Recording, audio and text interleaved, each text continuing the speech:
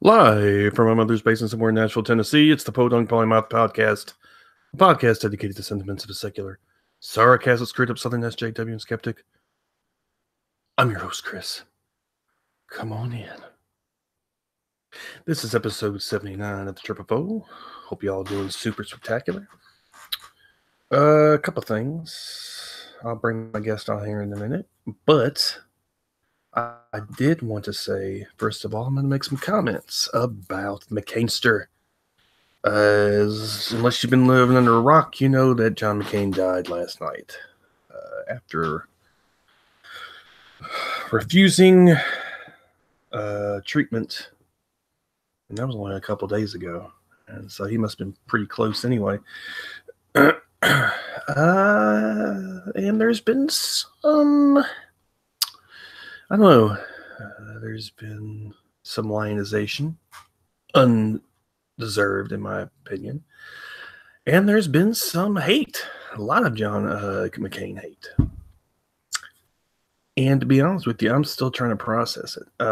Now, I do want to say that off the top that, yes, I do know that my privilege makes it a little bit easier to swallow some of the things he's done vis-a-vis the votes, some of the votes he's made in the Senate, which, as a Republican, he has helped so much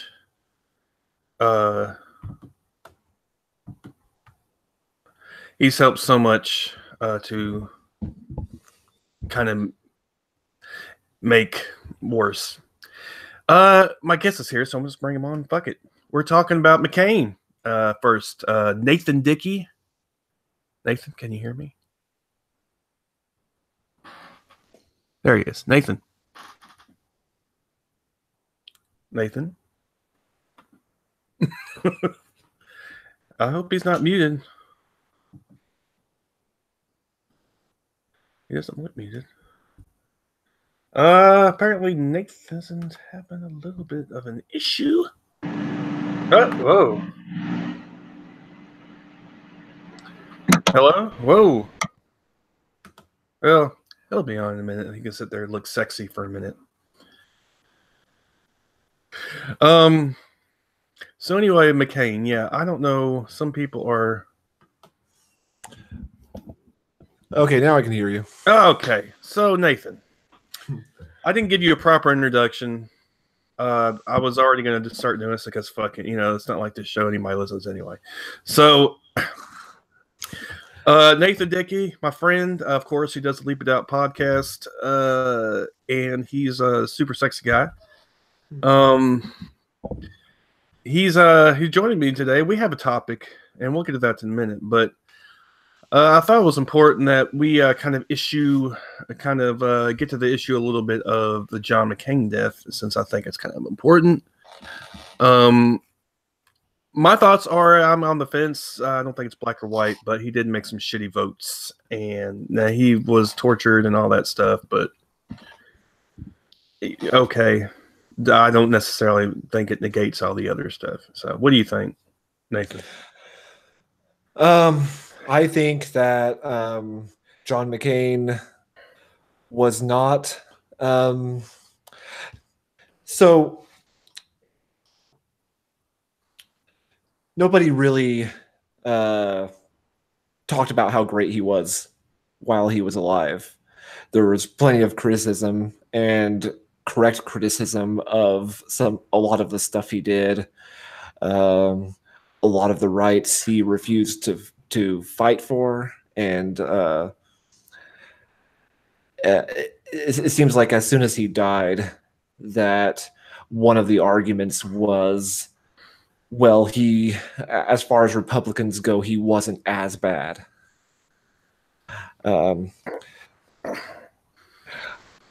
So I don't necessarily agree with the people who are kind of dancing on his grave, so to speak. I'm also not not a huge fan of McCain's policies myself. There are plenty of politicians who have been worse than him, and he did bring some level of what today would be uncharacteristic reasonableness to a lot of the debates and discussions and the policies he talked about. But yeah, like you said, I don't think that negates a lot of the other things he did. But yeah, I'm not one of those people who is dancing on his grave, I guess, for lack of a better term or phrase. Well, as you know, in our circles, there's a lots of lefties, far lefties, and of course, I've seen both sides. Actually, I've seen more, surprisingly. Well, not surprisingly, I guess I've seen more of the kind of the far left, like "fuck him, he rots in hell," you know. Which I don't. I'm not going to be the person to say what your experience, because like I said, I'm a white guy, I have privilege and all that shit. So I'm not going to tell anybody how they should feel about anything, and I don't really, frankly, don't. He's dead. Who gives a fuck? I don't give a fuck. Who cares? I'm not one of those people who think you have to be nice just because somebody's dead. Right, me neither. So I'm not going to lose too much sleep over it. Now, some of the stuff, I don't know. I mean, like you said, it's a low bar. He's saying he's like the best Republican. Okay. Well, that's like saying you're the best fucking, well, fuck it, Nazi. Okay, I did it. I went Godwin. All right. I pulled a Dan arrow. All right. I'm sorry. So I don't know. It's one of those things that I try to. We're dirty centrists in this, I guess. So we're not allowed to, have nuance apparently. So, when it comes to this, I'll just say the last word on this is, generally speaking, I don't think. He was an officer. I do want to say that in the military, and he came from a pretty privileged background, and he probably didn't have to. He probably didn't have to do the dirty work what he did. He probably could just stay in the back lines or he couldn't be on the front lines. So I'm not that. It's not like he was some fucking grunt, or something in the jungle in Vietnam. Okay, so. Anyway, he wasn't a draft dodger like Trump. That's for sure. Well, yeah, I mean, yeah, that's true. But I mean, his whole family was the military, so of course he's going to go in. It's not like he really had a choice, I guess. I don't know. Anyway, the whole point, I just want to say that I'm not. His policies hurt a lot of people, killed a lot of people. Well, his policies, maybe not specifically, but he voted with a lot of policies that harmed or killed a lot of people. And I don't think he should be lionized like he is. But I also don't think that people are complex generally. So I don't think that should be forgotten. But also the war stuff, I guess, shouldn't be forgotten either. So. Yeah, I'm not generally a big fan of celebrating a person's death, although there are some exceptions. Of course. Yeah, so we'll just leave it at that. I just kind of wanted to throw that out there since I was at the Atheist at my shindig last night, and it popped up on my phone, and I was like, okay, we need to have this discussion because it's my shit, and you're going to have to deal with it. So, yeah, we talked a little about it, but yeah. I did want to say that I got to meet somebody from TGIA, Samantha Tracy, and last night. She's from Iowa. She doesn't look like somebody from Iowa. She's a little bit too progressive for Iowa, but she's thinking about moving down to Nashville, so that'd be interesting. Who knows? So anyway, if you're ever in town, this goes for anybody in Nashville, see if you can come down when my Atheist at the Pubs thing is going on and have a beer and have a debate or whatever. So, Nate, first of all, Why don't you go ahead and tell everybody who you are and what you do? I'm a nobody who pretends like I'm somebody important and talks to a lot of interesting people. Okay, we're not going to have any self-effacement, sir. Oh, man. That's like my Not whole bread and butter. that's my shtick. You can't take it. uh, no, I'm just a guy with a podcast. I know how to interview people because that's what I studied in college. I have no special expertise in any academic discipline like science, history, uh, whatnot. I just studied journalism and I know how to talk to people and, well, I know how to formally interview people, which is different than knowing how to talk to people like a normal human being. But I get by. I'm getting better at faking it. I just wanted you to tell people about your show, man. I didn't want to hear the whole. Oh, you're a great guy, Nate. Quit. Yeah, my show is A Leap of Doubt, as you said. I cover all sorts of different things. I started it last January, so it's still pretty new, and I should have a lot more episodes. But I'm up to episode 24, which comes out this coming week. I've covered social issues. I've talked about philosophy, history, science. I've done movie reviews. I've done television series reviews.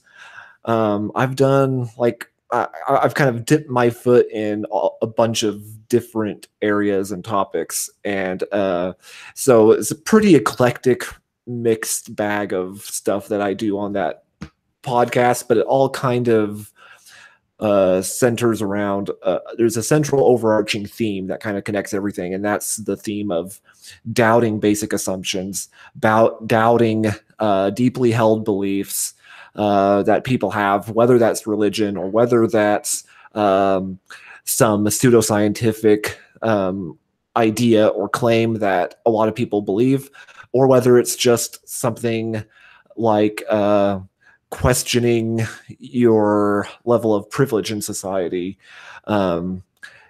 learning how to critically think about where you stand in relation to others,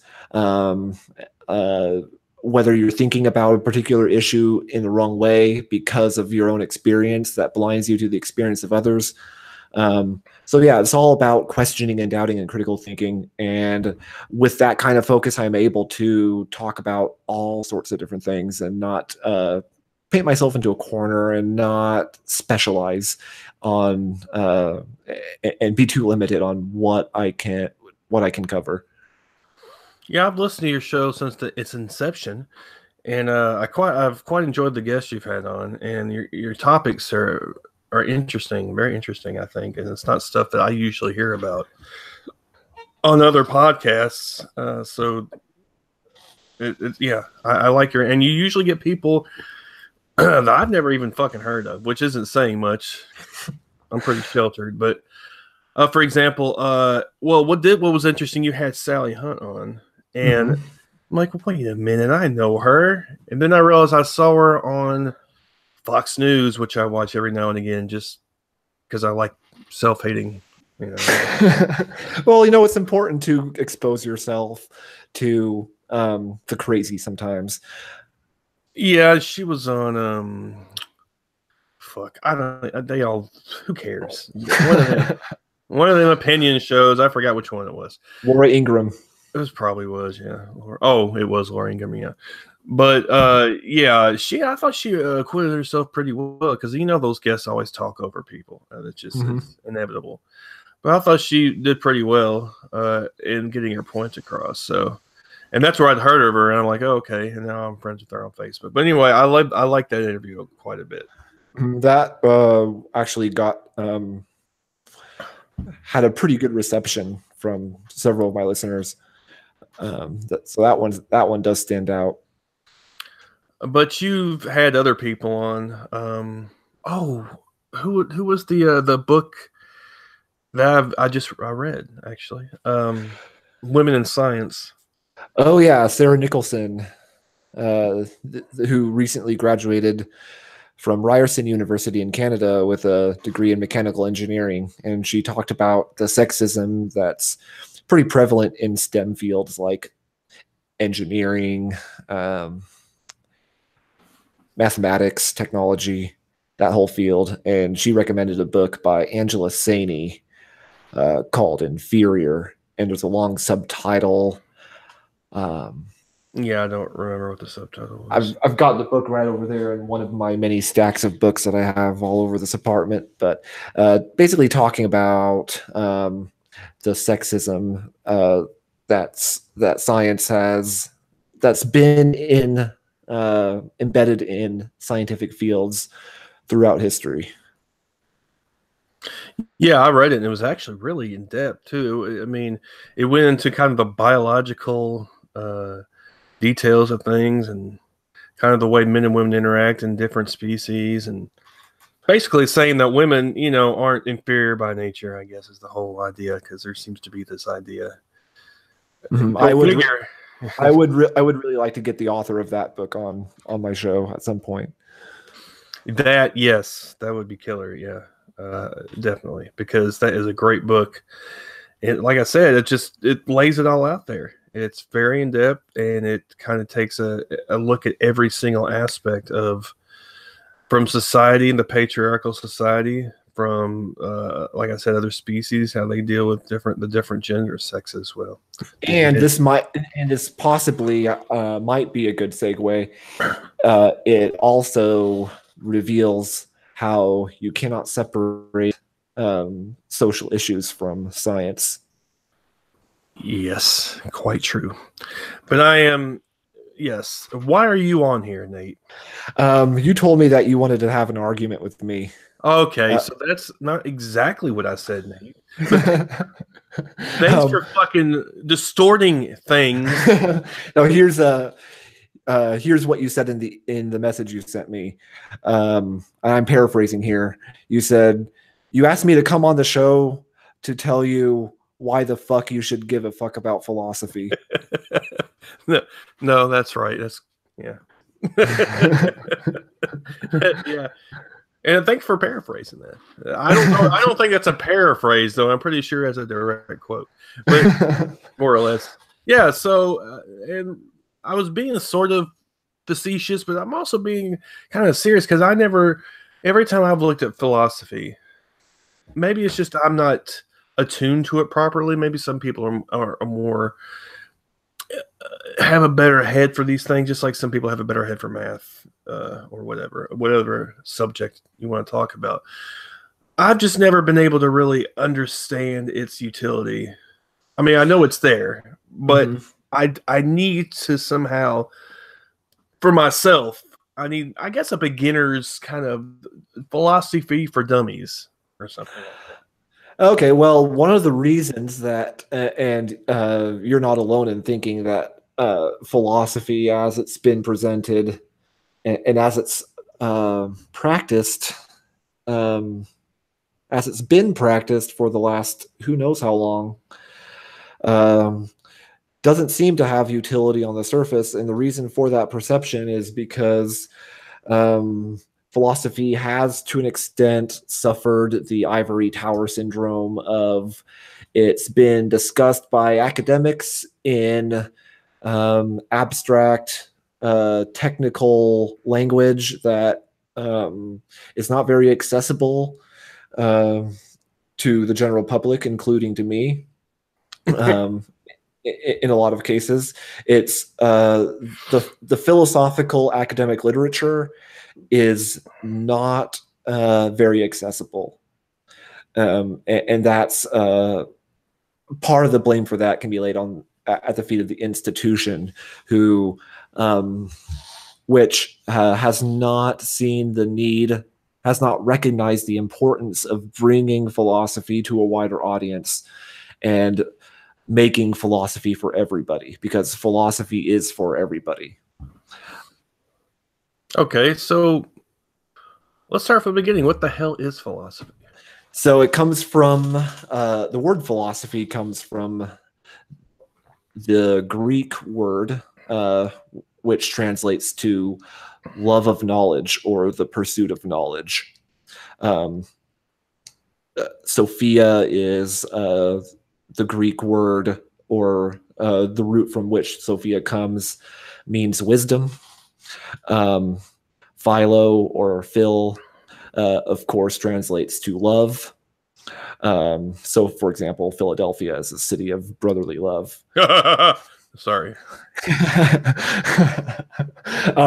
So yeah, philosophy, love of wisdom or love of knowledge. The way the ancient Greeks practiced it, a lot of them viewed it as pursuit of knowledge for its own sake. Separate from any practical concern that or motive, just like wanting to learn and wanting to gain knowledge about the world and about oneself and about ultimate reality for its own sake, regardless of whether there are any practical applications or consequences of that thought, which there are. Yeah, that's at its most basic. That's how philosophy is defined: is asking questions about the world and about oneself, and about whether or not there's anything beyond. Like it tackles questions of metaphysics, for example, like what's after this? Where are we going?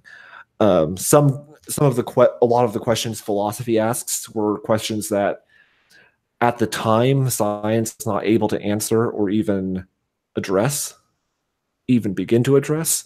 That's changed a lot. A lot of the so-called big questions in philosophy are questions that science can answer now, but it owes a debt to philosophy.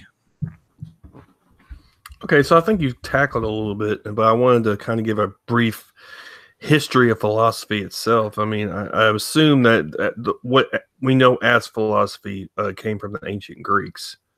Yep. Of course, it's been obviously we've been wondering what the fuck's going on since we, became a species. But I mean, as far as the kind of what we know as philosophy today, kind of originated from the ancient Greeks. Mm-hmm. That's correct. And then I guess from there, I know there's several different philosophers, and I'm sure there's several different schools of philosophy. Oh, there's a fuck ton. A metric fuck ton. A metric fuck ton. Yeah. Yeah. It's pretty much endless. As soon as you dip your foot into philosophy, people can and have spent entire lifetimes studying philosophy and the different schools and groups and persuasions and how those all branch out from each other. It kind of it's kind of the way human thought works generally. It's just that and the way human thought and human understanding evolves, it's just that philosophy categorizes and formalizes and organizes the different groupings of thought, so it's not all just a big mess. Like if you look at like a branching tree diagram of evolution, and there's a bunch of them out there. Some of them are really beautiful, like showing like how all the species diverged, and it's like some of them are some of the early ones were like a tree, and more of the more recent ones that have been updated are more like this big tangly bush. But it shows like how all the species diverged from each other. Philosophy kind of hypnotizes, or philosophy at least as it's been laid down, or as it's been studied academically, you can like trace out a similar tree of life, or bush of life. You can basically chart the same evolution of thought in the same way that you can the evolution of biological organisms. It's pretty interesting. Okay, so we've got several different schools of philosophy. Start with the ancient Greeks. It's kind of moved forward since then. What are some of the big themes philosophy has tackled over the ages or the years? Morality and ethics are a big one. Metaphysics, which I've already mentioned. Questions about where did we come from? Where are we going? Where did the universe come from? Like, what is the origin of all things? Again, which are questions that science can answer pretty robustly now. Everything has a philosophy kind of attached or embedded within it. So for almost every conceivable subject, there is a philosophy of science, for example. Philosophy of religion. Philosophy of fill in the blank. So it's basically taking whatever subject you're looking at. So, for example, philosophy of science. That means you're asking about the underlying motivations, the underlying methodologies that motivate science. So instead of just viewing science as simply an empirical approach to the world that collects and organizes data, makes observations of those data, and forms hypotheses and theories from those, it's actually going even deeper and asking, like, why do we do science? How are we doing the science? And what are the consequences of the science we're doing? So philosophy of anything basically is the underlying why of that thing is, or essentially. I mean, so like philosophy of religion, which can be studied by philosophy of religion is something that, of course, many theologians are interested in, but it's also something that anybody of any persuasion, whether Christian or atheist or theist or atheist or whatever, can really get into. It's asking things like, what do we mean by religion? What do we mean when we say God? What do we mean when whatever? It's not studying theology from like a devotional aspect or from it's actually asking, like, taking a more rigorous approach and trying to hold our own assumptions and way of thinking, to calling our own assumptions and modes of thought to account. So like a big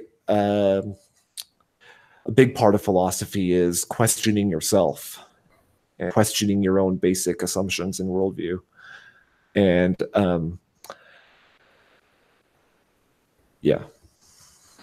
okay, so what are some of the, like, is there, like, I'm sure there's philosophy lingo that maybe is a couple maybe examples that we may have heard of. You hear of, like, in common parlance, but that is like some stuff you might need to know if you're talking about philosophy. Yeah, there's a bunch. Well, let me see if I can look it up. That's cool. No, I mean, like I said, I'm just trying to get kind of a brief synopsis in my head since I'm trying to figure out why the fuck I should care. So, in going through that topic towards that goal, I just wanted to kind of get, because, like I said, philosophy mostly. I think a lot of people think about either old Greek dudes in togas, or old crusty German guys, maybe, and like fucking Nietzsche and shit, who talk about Ubermensch and shit like that. And that all of that is philosophy. The unfortunate thing is that academics who study these things in the institutions and in the ivory towers haven't done a good job of making these ideas accessible to the public, or conveying why anybody should care. And the reason people should care is because philosophy is all about questioning and critical thinking. Philosophy is not so much a subject unto itself, like, I don't know, biology or feminism, or it's not like its own category of subject. It's an approach to thought. It's like a method of thinking. It's like if you have a bookshelf, and all the books on the bookshelf represent different subjects. Philosophy would be like how you organize the bookshelf. It wouldn't be an item in that shelf itself. So it's basically, like we said, why things are, why they operate the way they do. It's kind of outside of everything else, looking at kind of at the wider aspects of human existence. Well, not just human existence, but existence in general. Yeah. So like theoretical physics would be an example of something that's like on the cusp between philosophy and science. So like theoretical physics is a really good example of a discipline that has its feet in both waters, so to speak. So it's they contrast with the experimental physicists, and the experimental physicists are the ones who are just concerned only with the raw data and just the experimental side of it. The theoretical physicists are exploring, like, what could be possible given the knowledge we have, and so it's right in the name. It's theoretical physics. It's like this seems plausible, but we need to do further research. Like the experimental physicists depend on the theoretical physics, and the theoretical physicists depend on the experimentalists. So there's some give and take there, and because if the experimentalists didn't like apply and test and put to the test the theoretical physicists' way ideas, then the theoretical physicists wouldn't be doing anything of any import. They'd just be speculating. So that would be one example of where, probably one of a few clear examples of where philosophy meets science in a pretty easily understandable way. So you talked about the kind of the ivory tower problem as far as people, philosophers, not doing a good job of kind of communicating its importance to, I guess, what you might say, the greater the layman. Are there good what you might say philosophy communicators out there, sort of like a Neil deGrasse Tyson of philosopher? I wish there was, and I can't think of any well-known person who's doing that. There's a bunch of websites that have that talk about philosophy at a very basic entry level kind of introductory way, but they're not really bringing that to a wide audience, or they're not making apparent the usefulness of it. They're just introducing the basic academic stuff. There are YouTube channels. I'm trying to think of the one. What is it called? Something like. I can't think of it at the moment. Well, you can think of it. We can put a link up to it if you think of it. There are a few YouTube channels out there that try to popularize philosophy in the same way that people popularize science. But there was a time in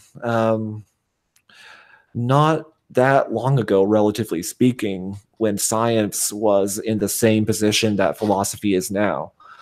Like in the 60s, 70s, 80s, scientists were having a really difficult time trying to convince the public why they should give a shit about science. And Carl Sagan came along.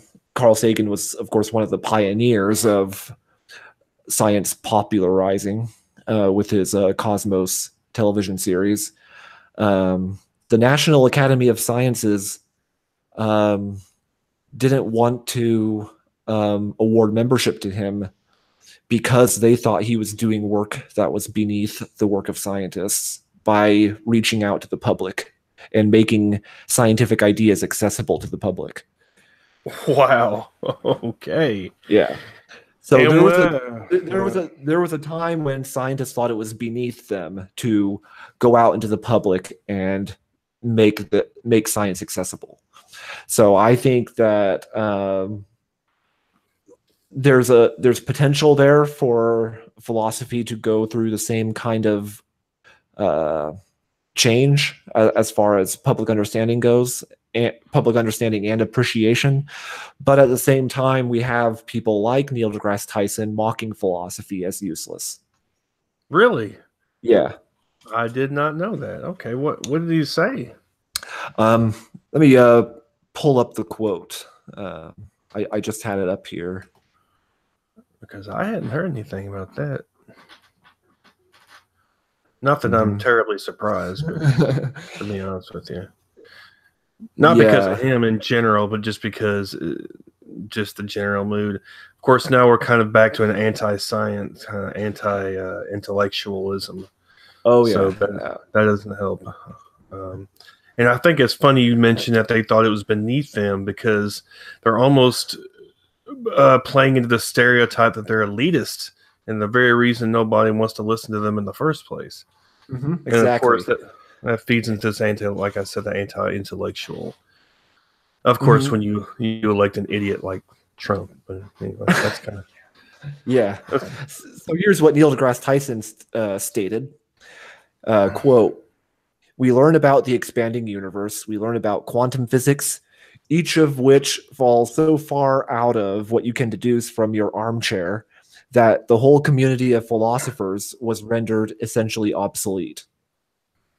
So he basically is saying there that, philosophy is just a bunch of people sitting in their armchairs navel gazing, which isn't the case at all. Philosophy is critical thinking at its most basic. You cannot build up a foundation of critical thinking without philosophy. And in fact, when scientists snub philosophy, they're doing philosophy.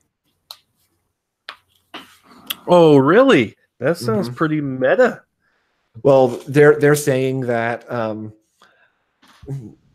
as soon as they say philosophy is useless to science because they're doing philosophy, because they're making they're trying to reason their way to an argument, and they're trying to make a case why science doesn't need philosophy, and you need a philosophical foundation in order to do that in the first place. Why? Because it has to do with the conceptual basis from which you're starting from. So I'm not sure I quite understand that.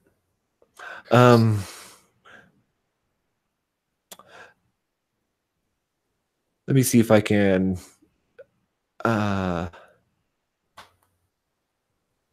had another quote. I had another quote that says that lays this out better than I could. I didn't mean to put you on the spot, except I am putting you on the spot. Yeah. But I guess it kind of makes sense. I mean, if philosophy is the why of things, basically, and you're trying to say, why do we need philosophy? Well, that's okay. So question. So here's a good quote from an article, a Scientific American article called "Physics Needs Philosophy, Philosophy Needs Physics." And the author of this article states that in writing things like philosophy is useless to physics or philosophy is dead, these scientists who are saying these things are not doing physics. They were reflecting on the best way to develop science. The issue is the methodology of science. A central concern in the philosophy of science is to ask how science is done and how it could be done to be more effective. Good scientists reflect on their own methodology, and it is appropriate that these scientists who are basically putting philosophy down have done so. But how? They express a certain idea about the methodology. Is this the eternal truth about how science has always worked and should work? Is it the best understanding of science we have at present? And this author argues that it is neither of those, but the point here is that by making these statements like philosophy is useless to science or philosophy is dead to science, they're philosophizing about what they believe the respective place of philosophy and science are relative to each other. That is pretty interesting, isn't it? So by trying to put down philosophy and trying to figure out ways that philosophy isn't useful to science, they are by doing that they are philosophizing. Essentially, that very process in itself of making those arguments is philosophizing. Yeah, because another way of reducing philosophy to very basic definitions is to say that philosophy is about reasoning and argument. It builds a case from a logical structure of argumentation. So, like you asked about, like some of the terms and jargon that philosophy uses. If you look up logical fallacies, a lot of those are in there. A lot of the logical fallacies you can read about, and there are a shit ton of them, and they're pretty easy to find on the internet. Well, that kind of has a double meaning there, but you can find a lot of lists of all the logical fallacies, and a lot of those come from the philosophical tradition. So that's one example. Yeah, the site that is called Your Logical Fallacy is, I don't know what the address is, but you can get a poster or whatever you can get. You get a poster. It has has all the nice ad hominem and black and white, and let's see, there's a whole bunch of them, which I can't think of. Tu Coque or stuff like that. Yeah. And so there was a school of thought that was popular in the early 20th century called the logical positivists. And this was a group of scientists in Vienna. They were called the Vienna Circle, who basically said that if a statement contains if the content of a statement cannot be directly observed, then the statement is essentially nonsensical. So they strove for exact thinking. Like they wanted every statement they made to make sense and be observable and be demonstrable. So, and this came from a place of like their motivation was good. Like they were basically reacting to like the atrocities of the 20th century, because this movement. I think it had its foundation in the early 20th century, but it was at its peak in the mid 20th century after World War II. Basically, they were concerned that with the horrors of Nazism and the horrors of authoritarianism and totalitarianism, these ideologies that are extremely destructive and cause immense human suffering, they believe that those kinds of ideologies came from worldviews that weren't demonstrable. And so if they can tighten down their thinking and make statements that have direct correspondence or direct applicability to something that can be observed and demonstrated, those were the only kinds of ideas they would allow to be considered sensical or sensible. And so that whole movement, the logical positivists, were they kind of started this whole strain of thought that is still to this day kind of hostile to philosophy, because the logical positivists hated philosophy because they thought that it led to ideologies that were basically anything that wasn't hard science was anathema to them. If any of that made sense. I don't know how well I explained that. So, as a reaction to kind of the destructive ideologies of the mid 20th century, are you saying the mid 20th century? Is that right? Yeah. Okay. As a response to the kind of fascism and kind of the nationalist tendencies that kind of coalesced into what happened in World War II. Or World War One also was kind of nationalism.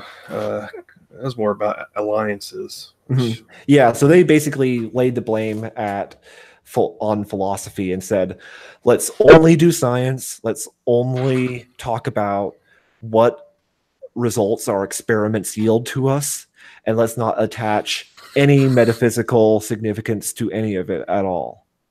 Like let's not attach anything that isn't directly observable. Oh, God, what? Okay, it's not. I can't see it, so it must not exist.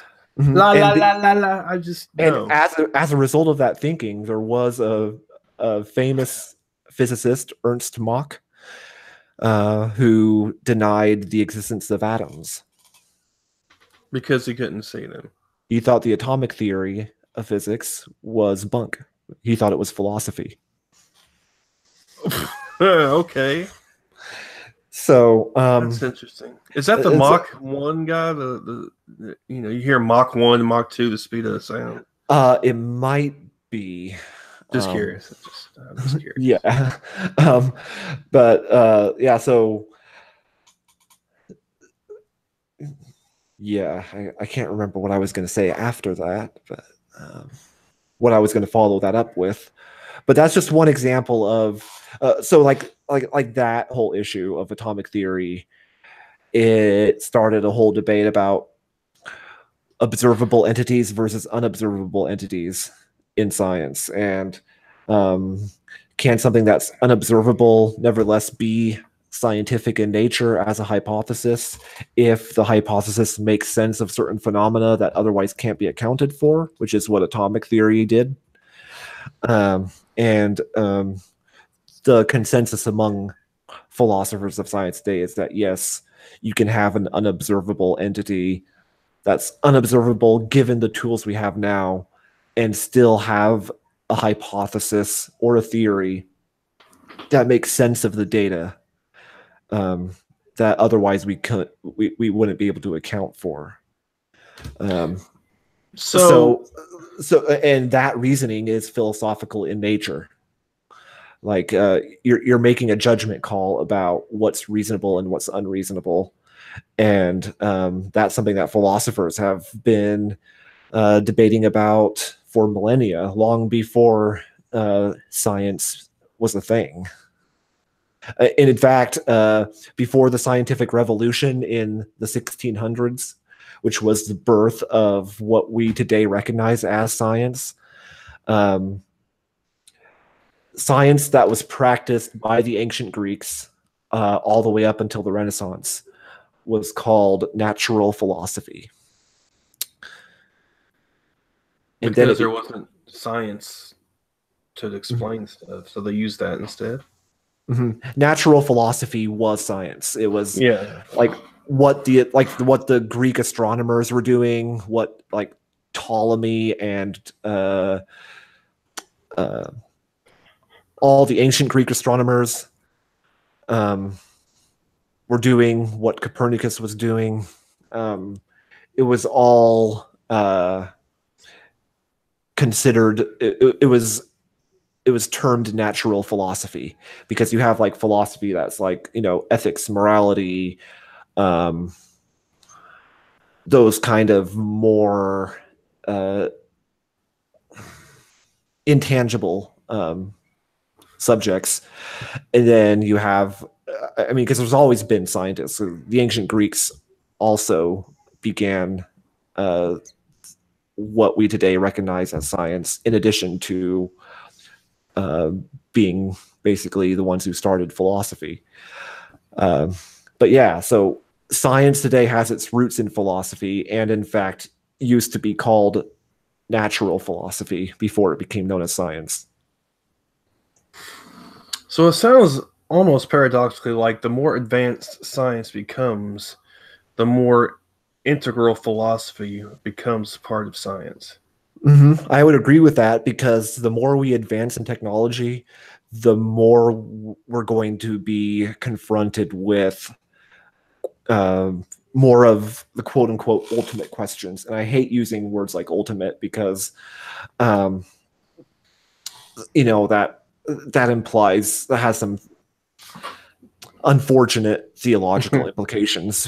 But But it's going to, the more science advances and the more technology advances, the more we're going to have to face the so-called old questions that humanity has been grappling with since the dawn of our species. Like, who are we, essentially? Does our identity persist over time? What do we mean when we say we have an identity that's attached to us?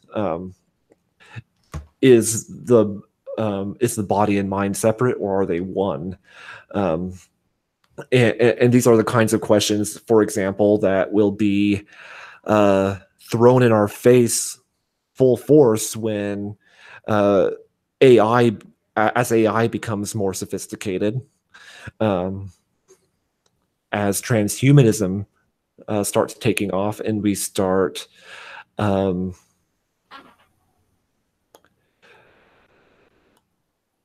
and we start, what's the word I'm looking for? I hate it when I can't think of a word. Adding to ourselves, augmenting our bodies with technology. Right.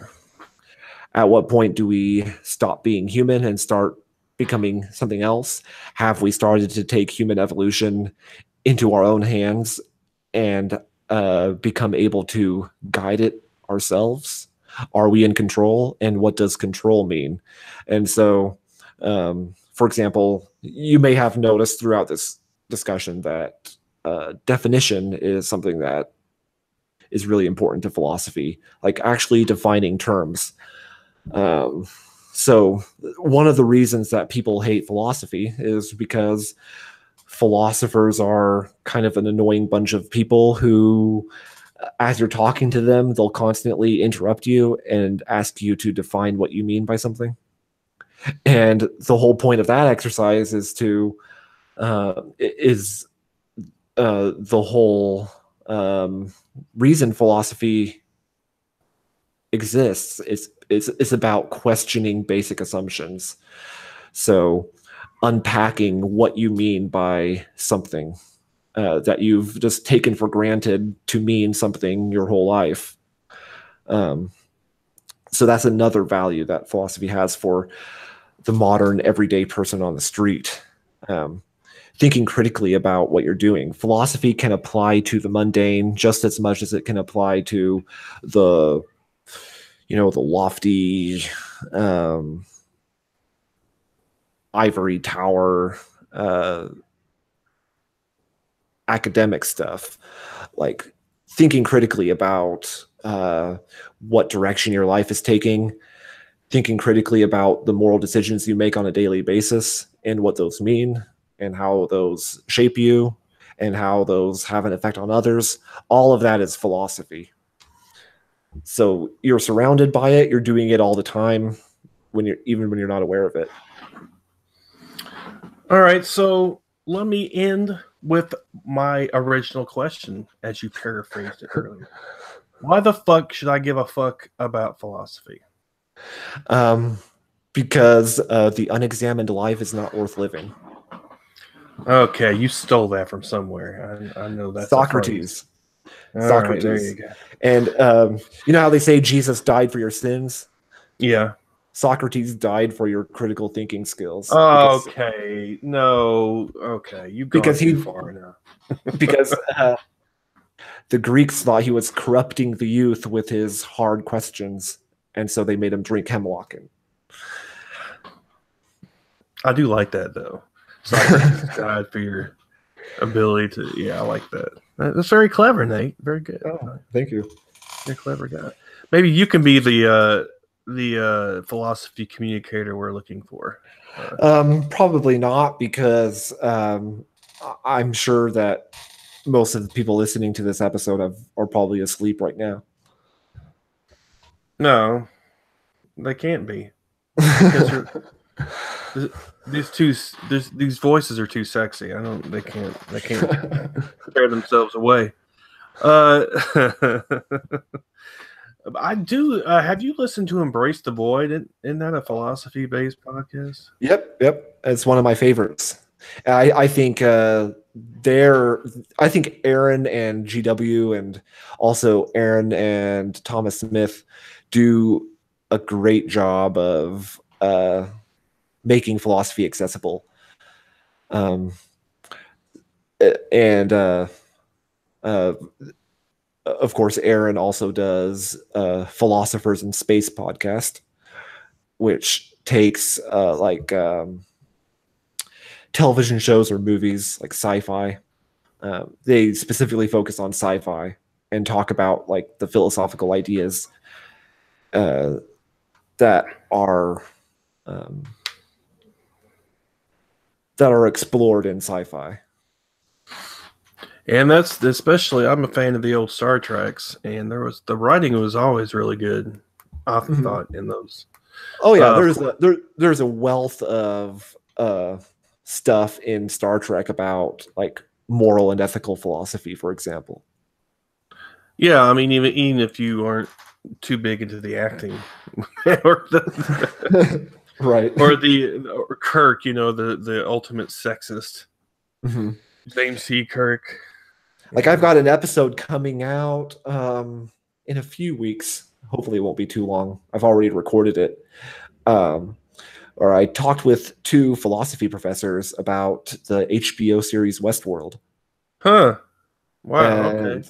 We talked about how Westworld is basically an introduction to philosophy of mind. So That's that show. That's a lot to take in. yeah. It's not just sci-fi, and it's not just kind of a futuristic, not dystop. Well, maybe it is kind of dystopian.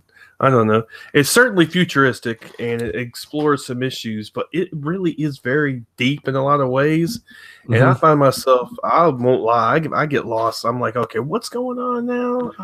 Yeah, see, that's an example of how philosophy popularization needs to be kind of done better without making it like you don't want to like only attract like an elite audience who takes things way too seriously.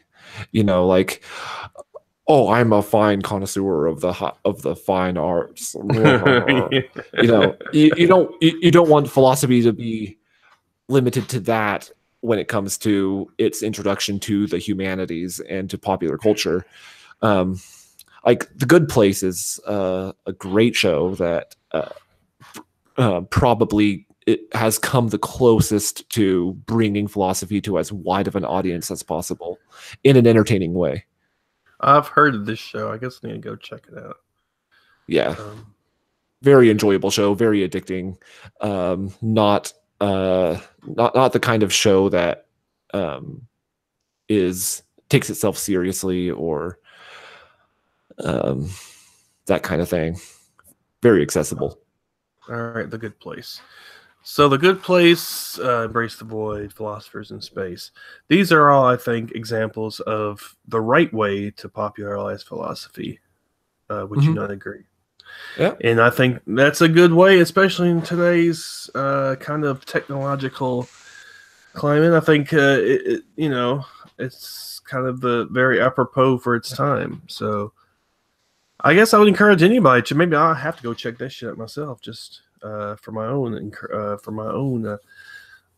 erudition or whatever, because that's the whole point of this fucking episode, is why the fuck should Chris care about philosophy? And you've done a good job of telling me why I should care. Nate, you've persuaded me. So if nothing else, you've got the beard for it. Yeah. Well, I start getting older and start getting white, so it'd even be even better, you know. So a big ass white beard or whatever. I'll just look like Santa though, because my fat ass. All right, Nate. Well, thanks for coming on and talking to me about this. You have been very good at communicating sort of the basics that I was looking for. Oh, I'm glad. And I've got a little bit of grasp. Some philosophers, I still think, and like you said, communication to a wider audience isn't necessarily their their best strength, I think. But especially some of the more classic philosophers, I think, like I try to read, what was it, Camus or whatever. I don't know what the fuck's going on. Oh, really? I think he was one of the non-elites. He was one of the guys like in the trenches, on the ground, getting his hands dirty, kind of thinkers. I'll get another shot. I've got their books somewhere. I'll give it another shot. Like, what was I trying to read? What's the popular one? The Myth of Sisyphus. Oh, The Myth of Sisyphus. Yep, one of my favorites. I'm gonna have to try again, because apparently that's one I'm supposed to know about. I try this, like, I don't understand.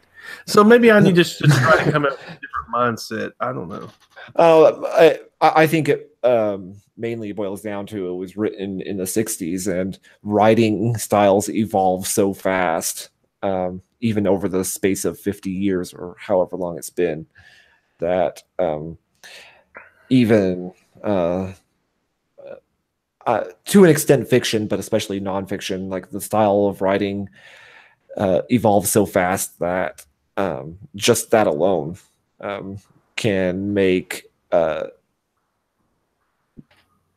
it difficult to get into. Like, obviously there's a huge vast distance between us and like Chaucer, the medieval storyteller, because hardly anybody can understand Chaucer anymore except for the scholars.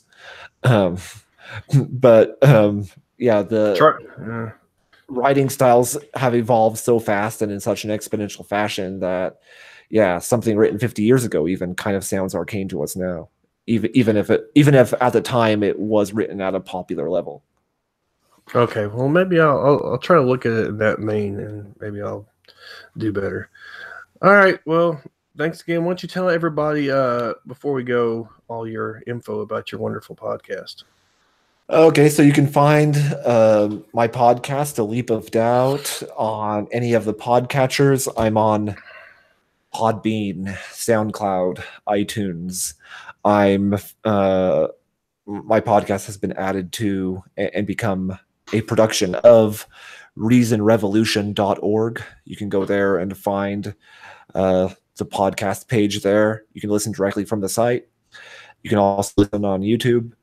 You can find me on Twitter at the Nathiest, and that's just the THE Nathiest, atheist with an N. And you can find me by searching my name on Facebook. Oh, that's right, yeah. Nathan Dickey's on Facebook. And make sure you put the Nathiest. Apparently there's a Nathiest in Twitter without the the, and they have it locked down. You know, they have to let you in to follow them or something. It's weird. But yeah, there's a Nathiest on Twitter. Apparently, and I thought I was so original. Well, you're no, because nobody ever in the history of mankind has ever thought of that, Nate. I'm an asshole. All right, no, that is pretty clever. I will say that. I don't have a name I can do that with. So, unfortunately, well, no, I could Christ. I like to be called Christ sometimes. That's not very original. Christ was a dick. Oh, that's another episode right there. Not a popular opinion. Anyway, or is it? Okay. Anyway, Nate, well, thanks again for coming on. Yep. Thank you for inviting me. Take it easy. You too.